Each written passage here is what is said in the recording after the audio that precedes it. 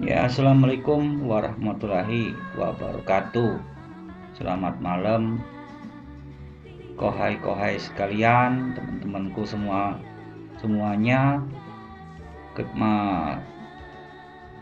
Semoga ketemu dalam keadaan sehat walafiat tentunya. Dan malam hari ini Pak Humas akan bercerita tentang sejarah panjang karate Gokasi. Nah, khususnya di Provinsi Kepulauan Bangka Belitung. Baik, tidak berlama-lama tentunya, langsung saja ya.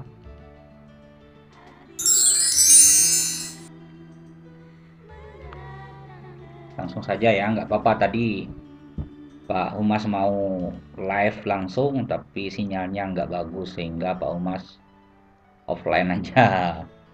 Oke, materi sabuk putih tentang perjalanan panjang Karate Edukasi Bangka Belitung. Sejarah panjang berdirinya Karate Edukasi Bangka Belitung. Ini teman-teman harus paham ya. Nanti pada saat ada materi yang diberikan oleh senpai-senpainya, bisa tahu sejarah panjang. Ini foto siapa? Nah, fotonya Pak Humas dong. Oke. Pak Humas adalah saksi mata sejarah panjang berdirinya Karate-Do Gokasi Bangka Belitung. Jadi Pak Humas ini saksi mata lah ya. Jadi yang terjadi di Gokasi Bangka Belitung, Pak Humas tahu. Oke. Sebelumnya perkenalkan, sejak kecil nama Pak Humas Deki Marcos. Oke. Kelahiran Pangkal Pinang 21 Desember 1979. Orang tua Pak Humas polisi tapi sudah almarhum, dan Pak Humas menetap sama kakek polisi almarhum juga dan nenek di Kelurahan Melintang, Pangkal Pinang. Lanjut ya bro. Waktu itu tahun 1996. Ketika itu Pak Humas berusia 17 tahun dan baru pulang dari merantau dari Surabaya. Dan kembali menetap di kota Pangkal Pinang karena memang tempat kelahiran Pak Humas, Pangkal Pinang yaitu ya. Di Kelurahan Melintang, Pangkal Pinang tepatnya. Seiring berjalannya waktu, keseharian Pak Humas kala itu hanya nongkrong-nongkrong main gitar dengan teman-teman dan dengan tetangga rumah. Maklum, Pak Humas kala itu baru ABG Ting Ting. Hehe. Oke. Suatu ketika ada teman Pak Humas bernama Bruder ya. Itu nama panggilan aja itu. Menawarkan dan mengajak Pak Humas belajar karate. Alasan si Bluder daripada Pak Humas nongkrong gak jelas, mending ikut gue bro katanya latihan karate yo. Entah kenapa pada saat itu ya Pak Humas langsung tertarik dan menerima ajakan si Bluder ini karena memang Pak Humas sudah lama ingin belajar bela diri tapi tidak tahu di mana. Lalu berangkatlah Pak Humas bersama si Bluder ini jalan kaki dari Kampung Melintang menuju ke SMA Negeri 3 Kelurahan Keramat Pangkal Pinang. Itu tahun 96 ya. Oke, lanjut. Singkatnya, Pak Humas diterima latihan karate di perguruan bela diri Karate Gojukai unit SMA Negeri 3 Pangkal Pinang dan diterima langsung oleh Sensei Amarullah. Oke. Dan Pak Humas waktu itu mulai sabuk putih ya. Dan selalu giat latihan setiap minggunya di unit SMA Negeri 3 tersebut. Kok jadi ceritanya ngelantur ya? Kok cuma cerita Pak Humas? Kan kita ngebahas sejarah Gokasi Bangka Belitung nih. Hihi, sabar bro.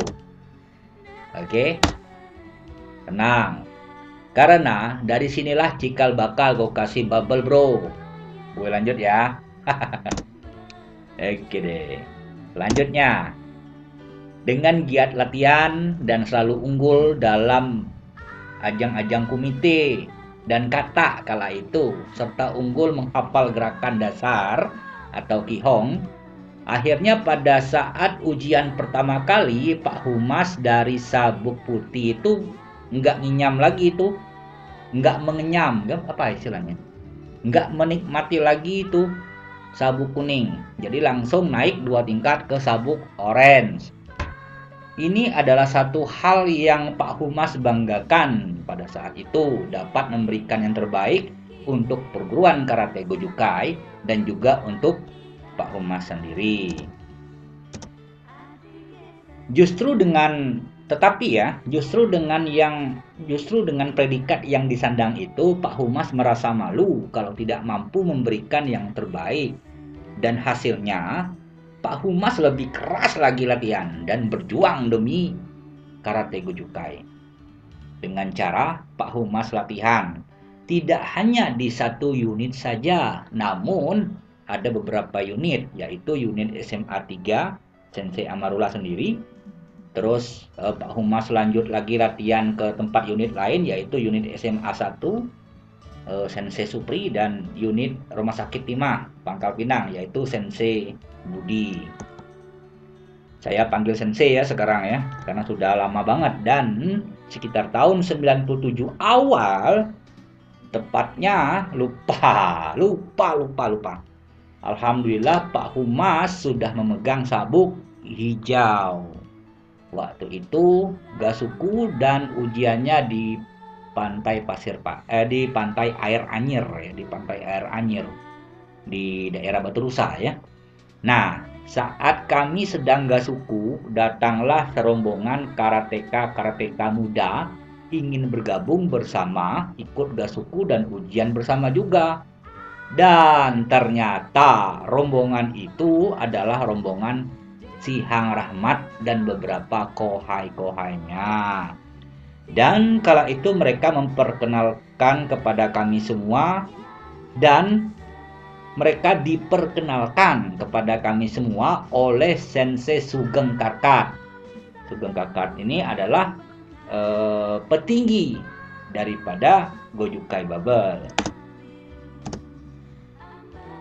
2 buah kalimat yang sampai saat ini masih Pak Humas ingat saat berkenalan dengan mereka.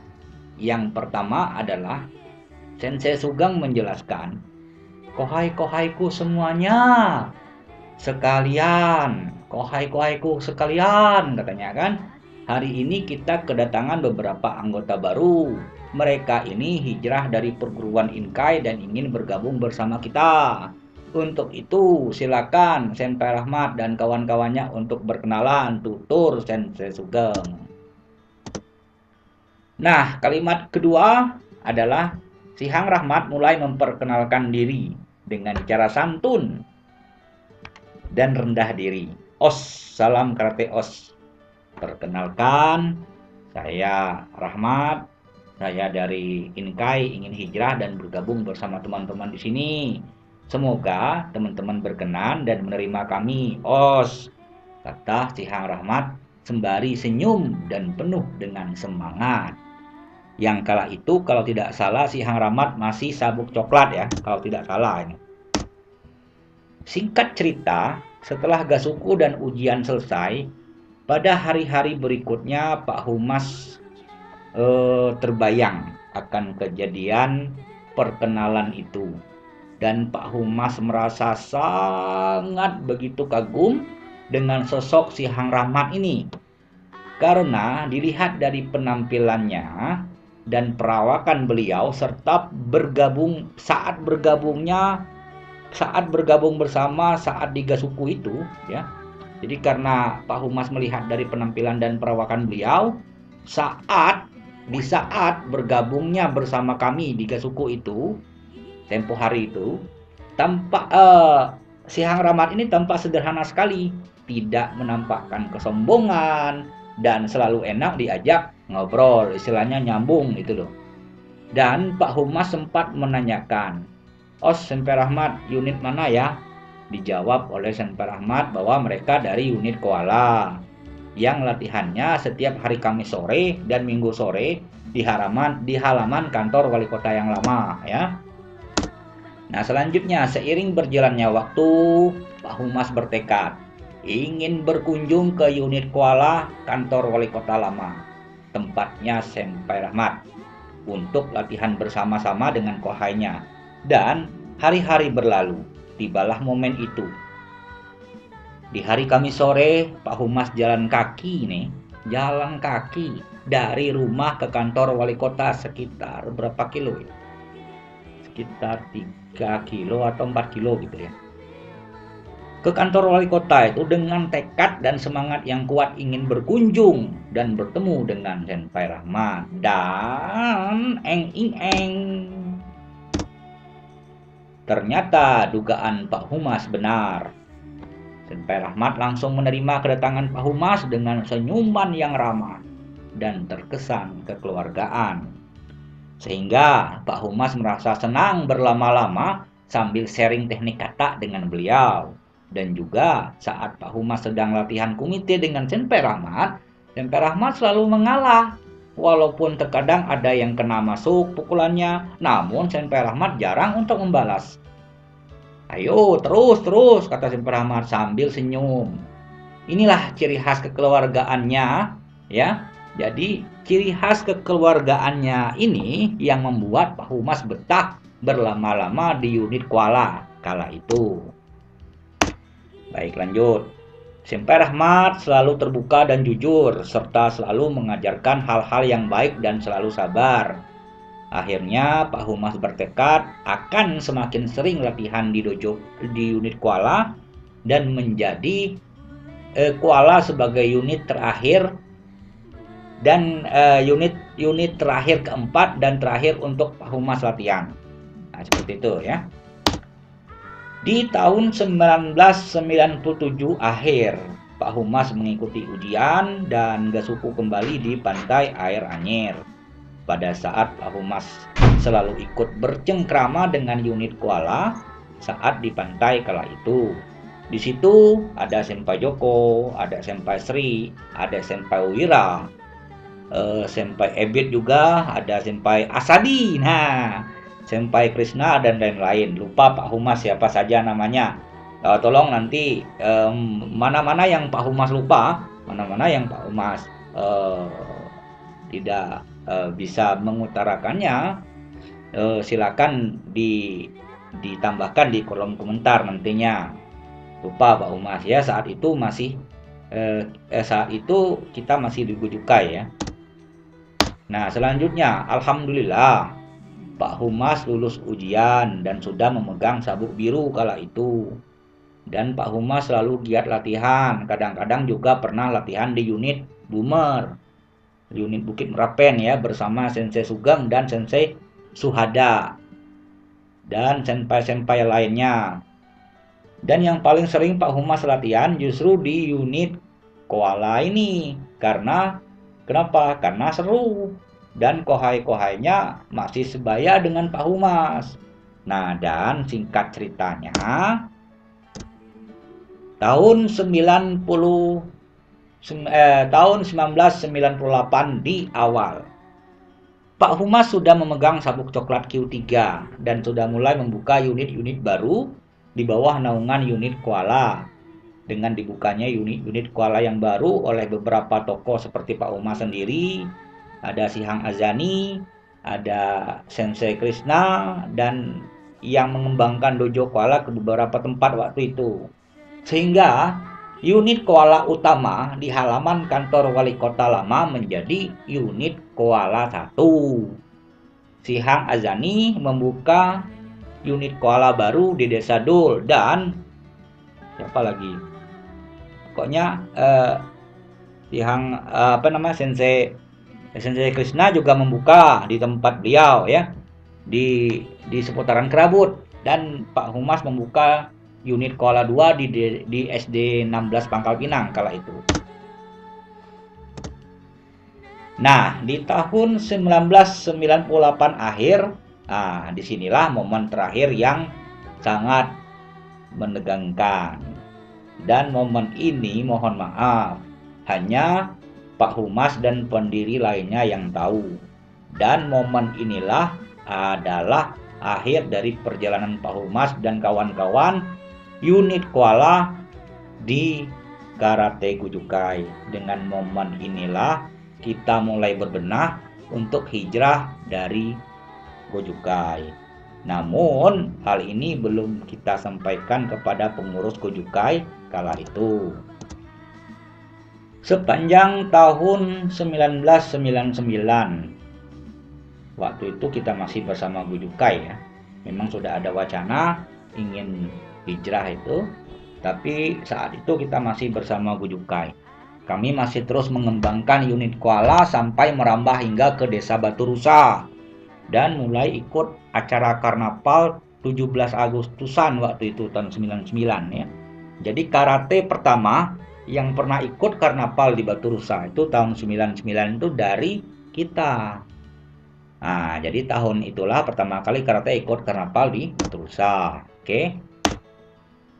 Nah, sekarang di awal tahun 2000 kami semua telah berpikir dan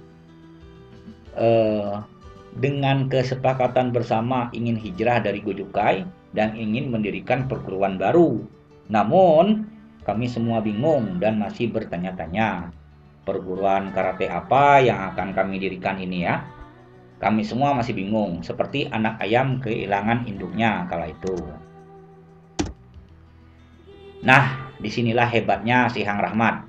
Dikala kami kebingungan, beliau segera menghubungi berbagai pihak dari luar daerah. Dan alhamdulillah terjawab sudah. Kami semua akan mulai bergabung dan mendirikan perguruan baru, yaitu Perguruan Karate Gokasi Cabang Pangkal Pinang. Karena pusatnya kan di Jakarta ya. Nah, singkat cerita, inilah momen haru. Sepanjang tahun 2000. Sejarah lahirnya Gokasi Bangka Belitung. Seiring perkembangan dunia olahraga khususnya karate di Provinsi Kepulauan Bangka Belitung, maka pada tanggal 16 Mei tahun 2000 lahirlah gagasan baru tersebut yang dipelopori oleh para tokoh intelektual muda yang berwawasan jauh ke depan tanpa memandang etnis, agama, aliran, dan kedudukan. Dengan adanya Karate Do Gokasi akan menambah semarak dunia olahraga karate khususnya yang bertujuan mencari bibit karate muda yang berbakat dan juga berprestasi. Para intelektual muda yang mendirikan perguruan Karate Gokasi pada waktu itu adalah 1. Senpai Rahmat, Senpai Arman, Senpai Azani, Senpai Krishna, Pak Humas sendiri, terus ada Senpai Laileti, itu putri ya, Senpai M. Ipanwana, Senpai Indra Saputra, Senpai Epan, Senpai Fendi tapi sudah almarhum, Senpai M. Ihsan yang dari Gokasi Batam ya, serta Senpai Gustang ya. Nah, kemudian menyusul yaitu Senpai Maryudi, Senpai Imam, Senpai Dan Dwi Sri, ini dari daerah Sungai Selan ya. Terus ada Senpai Serius, ada Senpai Rangga, tukang sulap, ada Senpai M. Akbar, dan yang terakhir adalah Senpai Davitri Valentino, OS semuanya. Nah, di situ kami orang 12 ini, yang pertama ini, orang 12 ini pada saat itu duduk di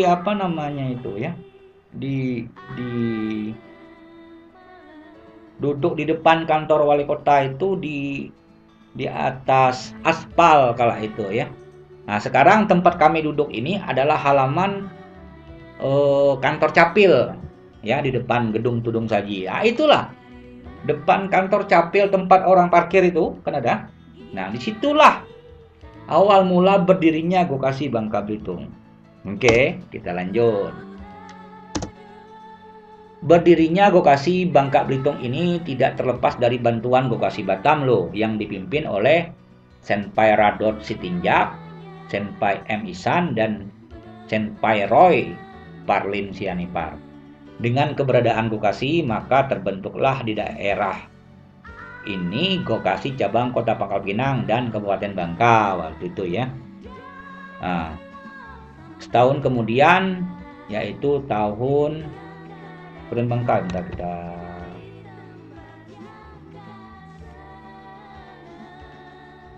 ya. Nah, setahun kemudian tahun 2001 kepengurusan cabang terbagi dua, yaitu cabang Kota Pangkal Pinang dan cabang Kabupaten Bangka. Ini yang melatihnya Senpa Wisnu ya, Wisnu Wardana. Pada tahun 2000 tim Gokasi Pangkal Pinang bertandang menambah wawasan ke Batam dalam rangka menimba ilmu dari Gokasi Batam dan menyesuaikan teknik yang ada. Sehingga di tahun 2001 Gokasi cabang Kota Pangkal Pinang dan Kabupaten Bangka mendapat mandat dari PB Gokasi di awal berdirinya. Hanya mempunyai 12 dojo kala itu kita ya. Kemudian berkembang menjadi 27 dojo dan akan bertambah terus seiring semangat dan kemampuan yang dimiliki asisten maupun pelatih. Nah, keberadaan Gokasi selain di Kota Pangkal Pinang juga dapat dijumpai di Pangkalan Baru, Simpang Katis, Sungai Selan, Mendo Barat, Kota Sungai Liat, Belitung, dan menyusul juga Dojo Pegasus, SMP 1 Koba, dan SMP 1 Lubuk Besar. Jadi Pegasus itu udah lama itu. SMP 1 Lubuk Besar juga ya. Setiap hari, bulan, dan tahun Gokasi Bubble bergerak maju dengan berdirinya dojo-dojo baru berkat perkembangan yang begitu cepat. Asisten maupun pelatih juga bertambah ya. Nah, itulah sejarah panjang perjalanan Gokasi Bangka Belitung. Mudah-mudahan materi ini akan menjadi pedoman buat teman-teman karateka ya. Semangat berlatih, jangan pernah berhenti. Mari raih prestasi sampai tingkat tertinggi. Sejarah, jadikanlah pedoman setiap langkah dan gerakmu, dan jadikanlah sejarah sebagai pandumu. Salam karate, Os. Sampai jumpa.